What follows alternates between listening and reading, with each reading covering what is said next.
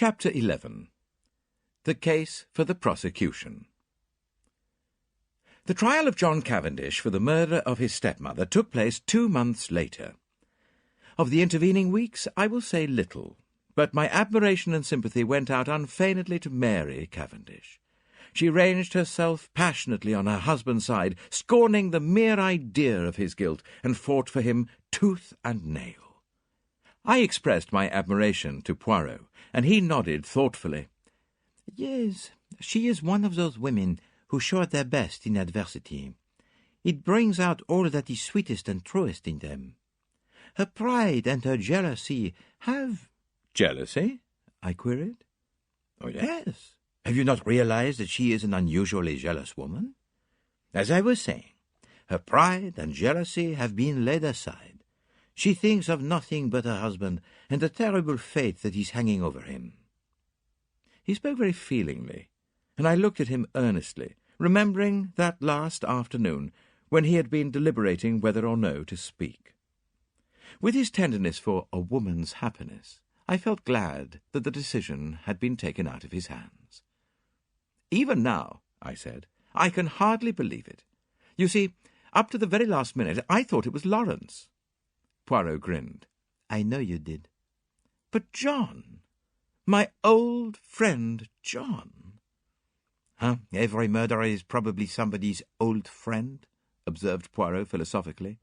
"You cannot mix up sentiment and reason." "I must say I think you might have given me a hint." "Perhaps, mon ami. I did not do so just because he was your old friend." I was rather disconcerted by this, remembering how I had busily passed on to John what I believed to be Poirot's views concerning Bearstein. He, by the way, had been acquitted of the charge brought against him. Nevertheless, although he had been too clever for them this time, and the charge of espionage could not be brought home to him, his wings were pretty well clipped for the future. I asked Poirot whether he thought John would be condemned. To my intense surprise, he replied that, on the contrary, he was extremely likely to be acquitted. "But Poirot," I protested. "Oh, my friend, have I not said to you all along that I have no proofs? It is one thing to know that a man is guilty. It is quite another matter to prove him so. And in this case there is terribly little evidence. That is the whole trouble. I, Hercule Poirot, know, but I lack the last link in my chain. And unless I can find that missing link—" He shook his head gravely. "When did you first suspect John Cavendish?" I asked after a minute or two. "Or did not you suspect him at all?" "No, indeed." "Not after the fragment of conversation you overheard between Mrs. Cavendish and her mother-in-law, and her subsequent lack of frankness at the inquest?" "No." "Or did you not put two and two together, and reflect that if it was not Alfred Inglethorpe who was quarrelling with his wife, and you remember he strenuously denied it at the inquest, it must be either Lawrence or John? Now, if it was Lawrence, Mary Cavendish's conduct was just as inexplicable. But if, on the other hand, it was John, the whole thing was explained quite naturally." "So," I cried, a light breaking in upon me, "it was John who quarrelled with his mother that afternoon?" "Exactly." "And you've known this all along?" "Oh, certainly. Mrs. Cavendish's behaviour could only be explained that way." "And yet you say he may be acquitted?" Poirot shrugged his shoulders. "Certainly I do. At the police court proceedings we shall hear the case for the prosecution. But in all probability his solicitors will advise him to reserve his defence. That will be sprung upon us at the trial. And, by the way, I have a word of caution to give you, my friend. I must not appear in the case." "What?" "No. Officially, I have nothing to do with it. Until I have found that last link in my chain, I must remain behind the scenes. Mrs. Cavendish must think that I am working for her husband, not against him." "I say, that's playing it a bit low down," I protested. "No, not at all. We have to deal with a most clever and unscrupulous man, and we must use any means in our power. Otherwise, he will slip through our fingers."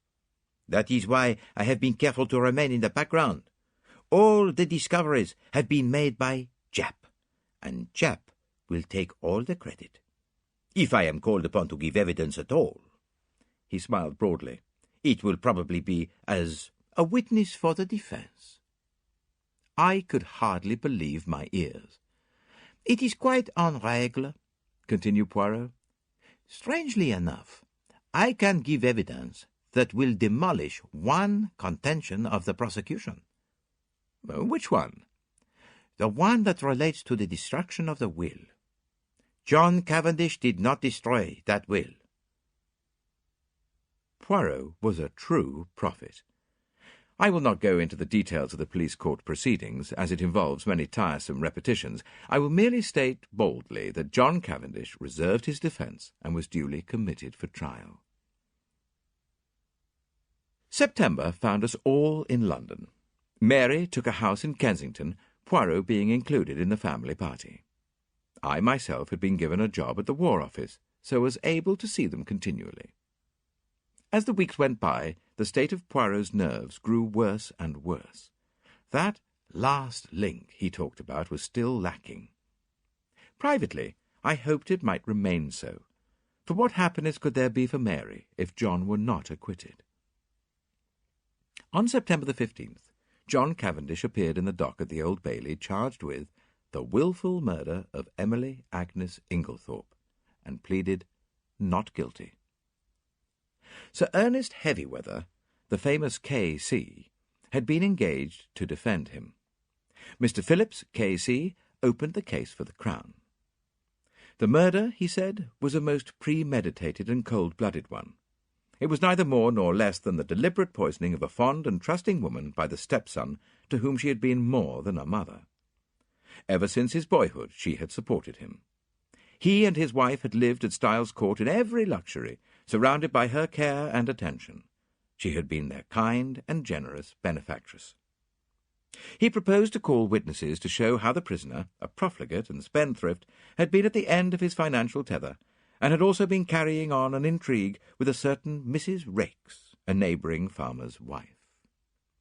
This having come to his stepmother's ears, she taxed him with it on the afternoon before her death, and a quarrel ensued, part of which was overheard. On the previous day, the prisoner had purchased strychnine at the village chemist's shop, wearing a disguise by means of which he hoped to throw the onus of the crime upon another man, to wit, Mrs. Inglethorpe's husband, of whom he had been bitterly jealous. Luckily for Mr. Inglethorpe, he had been able to produce an unimpeachable alibi. On the afternoon of July the 17th, continued counsel, immediately after the quarrel with her son, Mrs. Inglethorpe made a new will. This will was found destroyed in the grate of her bedroom the following morning, but evidence had come to light which showed that it had been drawn up in favour of her husband. Deceased had already made a will in his favour before her marriage, but, and Mr. Phillips wagged an expressive forefinger, the prisoner was not aware of that. What had induced the deceased to make a fresh will with the old one still extant, he could not say. She was an old lady, and might possibly have forgotten the former one. Or, this seemed to him more likely, she may have had an idea that it was revoked by her marriage, as there had been some conversation on the subject. Ladies were not always very well versed in legal knowledge. She had, about a year before, executed a will in favour of the prisoner.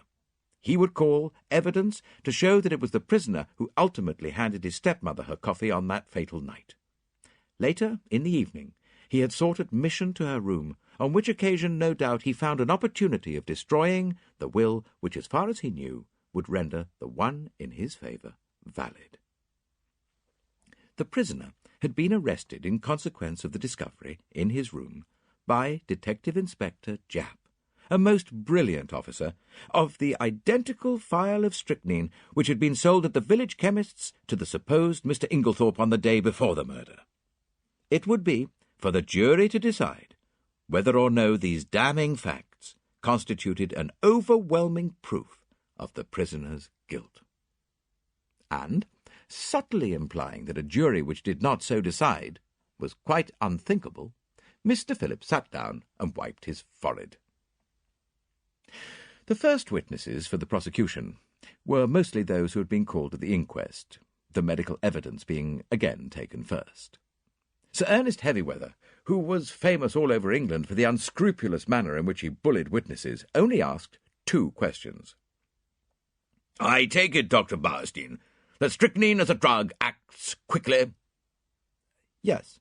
"And that you are unable to account for the delay in this case?" "Yes." "Thank you." Mr. Mace identified the file handed him by counsel as that sold by him to Mr. Inglethorpe. Pressed, he admitted that he only knew Mr. Inglethorpe by sight. He had never spoken to him. The witness was not cross-examined. Alfred Inglethorpe was called and denied having purchased the poison. He also denied having quarrelled with his wife. Various witnesses testified to the accuracy of these statements. The gardener's evidence, as to the witnessing of the will, was taken, and then Dorcas was called. Dorcas, faithful to her young gentleman, denied strenuously that it could have been John's voice she heard, and resolutely declared, in the teeth of everything, that it was Mr. Inglethorpe who had been in the boudoir with her mistress. A rather wistful smile passed across the face of the prisoner in the dock. He knew only too well how useless her gallant defiance was, since it was not the object of the defence to deny this point. Mrs. Cavendish, of course, could not be called upon to give evidence against her husband. After various questions on other matters, Mr. Phillips asked, "In the month of June last, do you remember a parcel arriving for Mr. Lawrence Cavendish from Parkson's?" Dorcas shook her head. I don't remember, sir. It may have done, but Mr. Lawrence was away from home part of June." "In the event of a parcel arriving for him whilst he was away, what would be done with it?" "It would either be put in his room or sent on after him." "By you?" "No, sir. I should leave it on the hall table. It would be Miss Howard who would attend to anything like that." Evelyn Howard was called, and after being examined on other points, was questioned as to the parcel. "Don't remember. Lots of parcels come. I can't remember one special one." "You do not know if it was sent after Mr. Lawrence Cavendish to Wales, or whether it was put in his room?" "Don't think it was sent after him. Should have remembered if it was." "Supposing a parcel arrived addressed to Mr. Lawrence Cavendish and afterwards it disappeared, should you remark its absence?" "No, I don't think so. I should think someone had taken charge of it." "I believe, Miss Howard, that it was you who found this sheet of brown paper." He held up the same dusty piece which Poirot and I had examined in the morning room at Styles. "Yes, I did." "How did you come to look for it?" The Belgian detective who was employed on the case asked me to search for it." "Where did you eventually discover it?" "On the top of a wardrobe." "On top of the prisoner's wardrobe?" I believe so." Did you not find it yourself?" "Yes." "But then you must know where you found it." "Yes, it was on the prisoner's wardrobe." "That is better." An assistant from Parkson's, theatrical costumiers, testified that on June the 29th they had supplied a black beard to Mr. L. Cavendish as requested. It was ordered by letter, and a postal order was enclosed. No, they had not kept the letter. All transactions were entered in their books. They had sent the beard as directed to L. Cavendish, Esquire, Styles Court. Sir Ernest Heavyweather rose ponderously. "Where was the letter written from?" "From Styles Court." "The same address to which you sent the parcel?"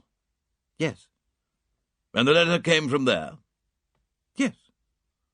Like a beast of prey, Heavyweather fell upon him. "How do you know?" I don't understand." "How do you know that letter came from Styles? Did you notice the postmark?" No, but..." You did not notice the postmark, and yet you affirm so confidently that it came from Styles.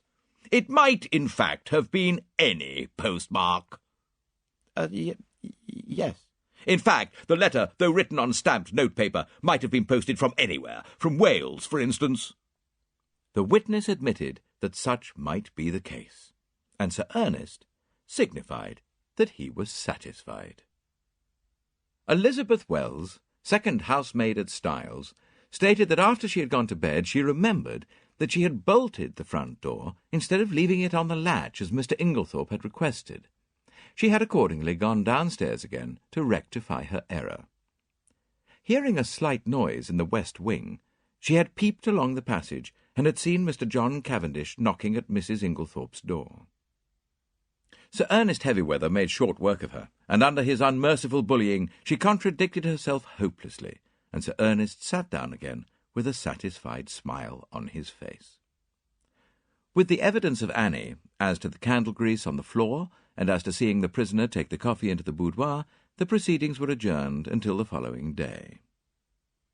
As we went home, Mary Cavendish spoke bitterly against the prosecuting counsel. "Oh, that hateful man! What a net he has drawn around my poor John! How he twisted every little fact until he made it seem what it wasn't." "Well," I said consolingly, "it'll be the other way round tomorrow." "Yes," she said meditatively. Then suddenly dropped her voice. "Mr. Hastings, do you not think? Surely it could not have been Lawrence. Oh, no, that could not be." But I myself was puzzled, and as soon as I was alone with Poirot, I asked him what he thought Sir Ernest was driving at. "Ah," said Poirot appreciatively, "he is a clever man, that Sir Ernest." "Do you think he believes Lawrence guilty?" "I do not think he believes or cares anything. No. What he is trying for is to create such confusion in the minds of the jury that they are divided in their opinion as to which brother did it. He is endeavouring to make out that there is quite as much evidence against Lawrence as against John, and I am not at all sure that he will not succeed." Detective Inspector Japp was the first witness called when the trial was reopened, and gave his evidence succinctly and briefly. After relating the earlier events, he proceeded, "Acting on information received, Superintendent Summerhay and myself searched the prisoner's room during his temporary absence from the house. In his chest of drawers, hidden beneath some underclothing, we found, first, a pair of gold-rimmed pince-nez similar to those worn by Mr. Inglethorpe. These were exhibited. Secondly, this phial." The phial was that already recognised by the chemist's assistant, a tiny bottle of blue glass containing a few grains of white crystalline powder and labelled strychnine hydrochloride, poison. A fresh piece of evidence discovered by the detectives since the police court proceedings was a long, almost new piece of blotting paper. It had been found in Mrs. Inglethorpe's cheque-book, and on being reversed at a mirror, showed clearly the words, "Everything of which I die possessed, I leave to my beloved husband, Alfred Ing." This placed beyond question the fact that the destroyed will had been in favour of the deceased lady's husband. Japp then produced the charred fragment of paper recovered from the grate, and this, with the discovery of the beard in the attic, completed his evidence. But Sir Ernest's cross-examination was yet to come. "What day was it when you searched the prisoner's room?" "Tuesday, the 24th of July. "Exactly a week after the tragedy?" "Yes." "You found these two objects, you say, in the chest of drawers. Was the drawer unlocked?" "Yes." "Does it not strike you as unlikely that a man who had committed a crime should keep the evidence of it in an unlocked drawer for anyone to find?" "Well, he might have stowed them there in a hurry." "Ah, but you have just said it was a whole week since the crime. He would have had ample time to remove them and destroy them." "Perhaps." "Oh, there's no perhaps about it. Would he or would he not have had plenty of time to remove and destroy them?" "Yes."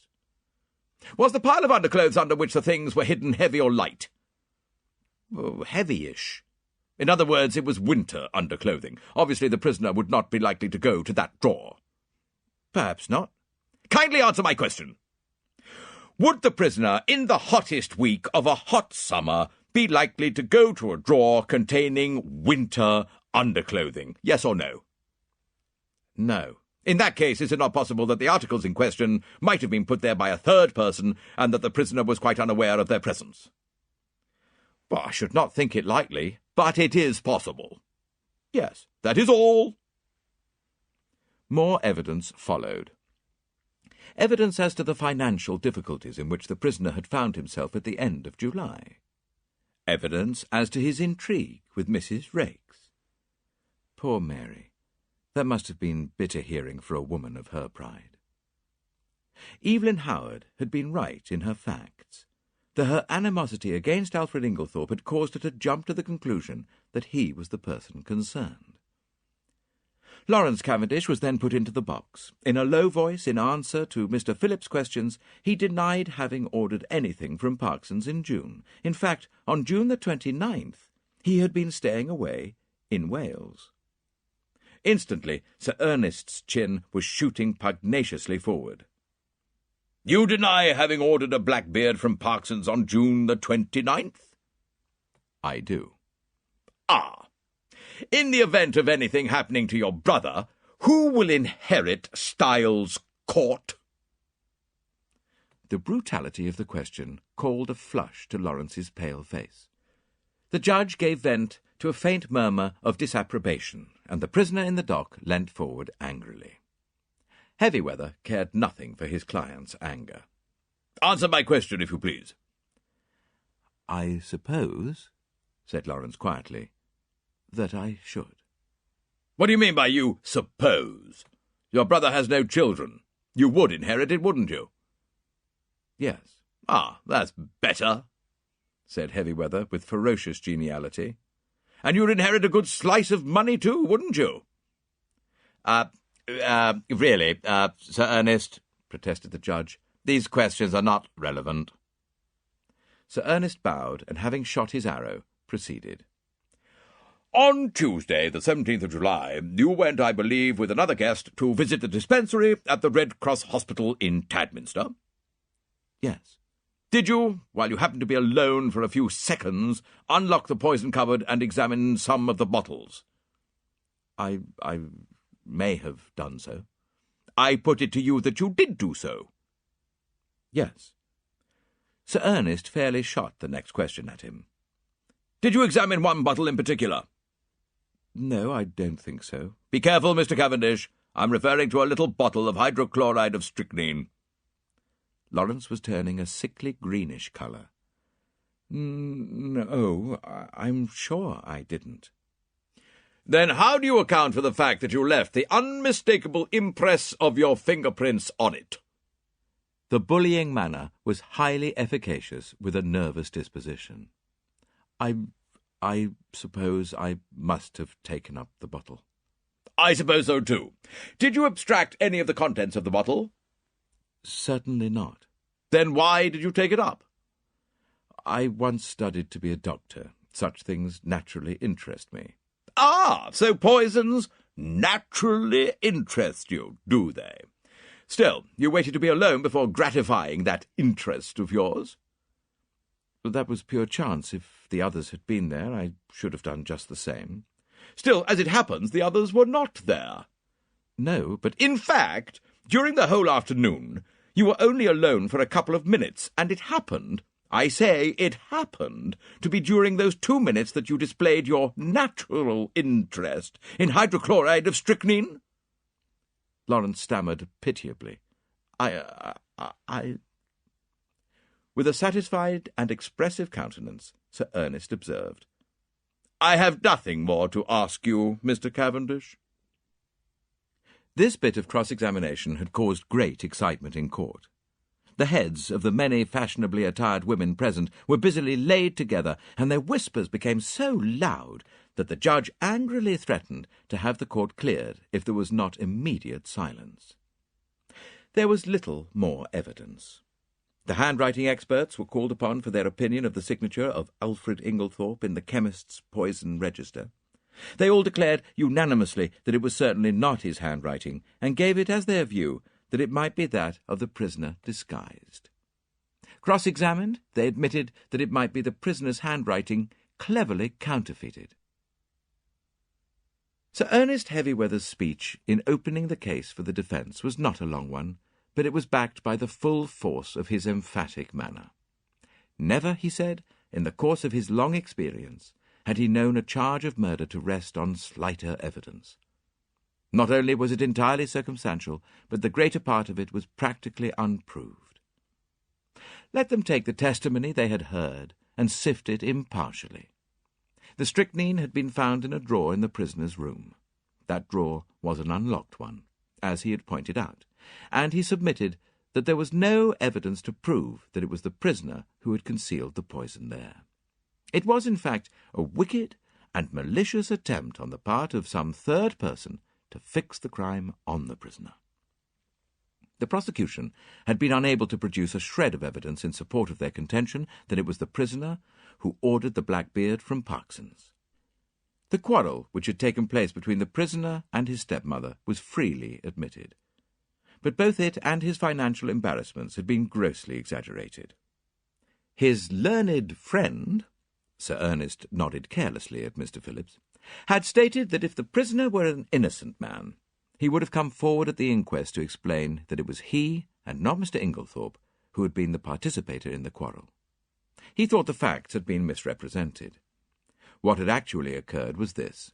The prisoner, returning to the house on Tuesday evening, had been authoritatively told that there had been a violent quarrel between Mr. and Mrs. Inglethorpe. No suspicion had entered the prisoner's head that anyone could possibly have mistaken his voice for that of Mr. Inglethorpe. He naturally concluded that his stepmother had had 2 quarrels. The prosecution averred that on Monday, July the 16th, the prisoner had entered the chemist's shop in the village disguised as Mr. Inglethorpe. The prisoner, on the contrary, was at that time at a lonely spot called Marston's Spinney, where he had been summoned by an anonymous note, couched in blackmailing terms, and threatening to reveal certain matters to his wife unless he complied with its demands. The prisoner had, accordingly, gone to the appointed spot, and after waiting there vainly for half an hour had returned home. Unfortunately, he had met with no one on the way there or back who could vouch for the truth of his story, but luckily he had kept the note, and it would be produced as evidence. As for the statement relating to the destruction of the will, the prisoner had formerly practised at the bar, and was perfectly well aware that the will made in his favour a year before was automatically revoked by his stepmother's remarriage. He would call evidence to show who did destroy the will, and it was possible that that might open up quite a new view of the case. Finally, he would point out to the jury that there was evidence against other people besides John Cavendish. He would direct their attention to the fact that the evidence against Mr. Lawrence Cavendish was quite as strong, if not stronger, than that against his brother. He would now call the prisoner. John acquitted himself well in the witness box. Under Sir Ernest's skilful handling, he told his tale credibly and well. The anonymous note received by him was produced and handed to the jury to examine. The readiness with which he admitted his financial difficulties and the disagreement with his stepmother lent value to his denials. At the close of his examination he paused and said, "I should like to make one thing clear. I utterly reject and disapprove of Sir Ernest Heavyweather's insinuations against my brother.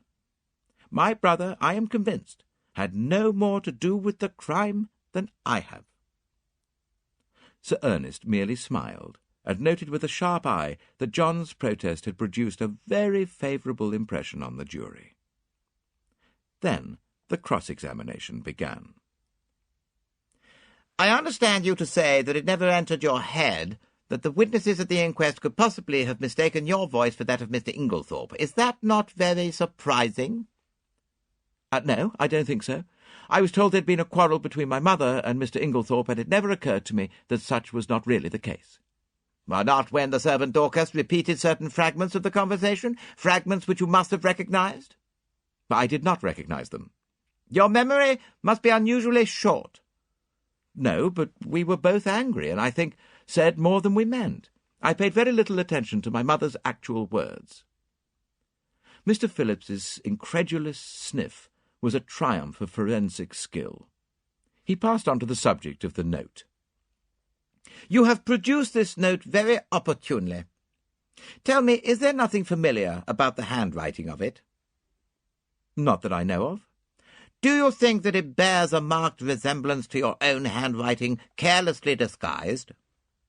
No, I don't think so." "I put it to you that it is your own handwriting." "No." "I put it to you that, anxious to prove an alibi, you conceived the idea of a fictitious and rather incredible appointment and wrote this note yourself in order to bear out your own statement? No.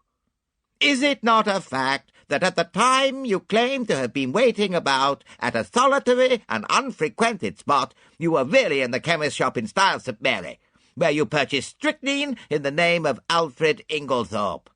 No, that's a lie. I put it to you that wearing a suit of Mr. Inglethorpe's clothes with a black beard trimmed to resemble his, you were there and signed the register in his name. That is absolutely untrue. Then I will leave the remarkable similarity of handwriting between the note, the register, and your own to the consideration of the jury," said Mr. Phillips, and sat down with the air of a man who has done his duty, but who was nevertheless horrified by such deliberate perjury. After this, as it was growing late, the case was adjourned till Monday. Poirot, I noticed, was looking profoundly discouraged. He had that little frown between the eyes that I knew so well. "What is it, Poirot?" I inquired. "Ah, mon ami, things are going badly." "Badly?" In spite of myself, my heart gave a leap of relief. Evidently, there was a likelihood of John Cavendish being acquitted. When we reached the house, my little friend waved aside Mary's offer of tea. No, I thank you, madame. I will mount to my room." I followed him. Still frowning, he went across to the desk and took out a small pack of patience cards. Then he drew up a chair to the table and, to my utter amazement, began solemnly to build card-houses. My jaw dropped involuntarily, and he said at once, "No, mon ami, I am not in my second childhood. I steady my nerves, that is all. This employment requires precision of the fingers. With the precision of the fingers goes precision of the brain, and never have I needed that more than now." "What is the trouble?" I asked. With a great thump on the table, Poirot demolished his carefully built-up edifice. "It is this, mon ami, that I can build card-houses 7 stories high, but I cannot," thump, "find," thump, "that last link of which I spoke to you." I could not quite tell what to say, so I held my peace, and he began slowly building up the cards again, speaking in jerks as he did so. "It is done so, by placing one card on another with mathematical precision." I watched the card-house rising under his hands, story by story. He never hesitated or faltered. It was really almost like a conjuring trick. "What a steady hand you've got," I remarked. "I believe I've only seen your hand shake once." "On an occasion when I was enraged, without doubt," observed Poirot with great placidity. "Yes, indeed. You were in a towering rage. Do you remember? It was when you discovered that the lock of the dispatch case in Mrs. Inglethorpe's bedroom had been forced. You stood by the mantelpiece, twiddling the things on it in your usual fashion, and your hand shook like a leaf. I must say But I stopped suddenly, for Poirot, uttering a hoarse and inarticulate cry, again annihilated his masterpiece of cards, and putting his hands over his eyes, swayed backwards and forwards, apparently suffering the keenest agony. "Good heavens, Poirot!" I cried. "What's the matter? Are you taken ill?" No, he gasped. It is that I have an idea." "Oh," I exclaimed, much relieved. "One of your little ideas?" "Ah, ma foi, non," replied Poirot frankly. "This time it is an idea gigantic, stupendous, and you, my friend, have given it to me." Suddenly clasping me in his arms, he kissed me warmly on both cheeks, and before I had recovered from my surprise, ran headlong from the room. Mary Cavendish entered at that moment. "What is the matter with Monsieur Poirot?" He rushed past me, crying out, "A garage! For the love of heaven, direct me to a garage, madame!" and before I could answer, he had dashed out into the street. I hurried to the window. True enough, there he was, tearing down the street, hatless and gesticulating as he went. I turned to Mary with a gesture of despair. He'll be stopped by a policeman in another minute. There he goes, round the corner. Our eyes met, and we stared helplessly at one another. What can be the matter? I shook my head. I don't know. He was building card houses when suddenly he said he had an idea, and rushed off, as you saw. Well, said Mary, I expect he'll be back before dinner. But night fell, and Poirot had not returned.